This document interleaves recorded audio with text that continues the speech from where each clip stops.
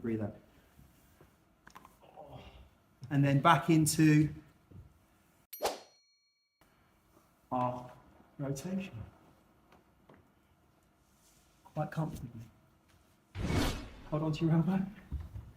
So that already cavitated. But I will use the PSIS with a flat palm. This hand separates, and what do we have? We have slight rotation. So I can push with one and pull with the other. Remember, we work with his breathing.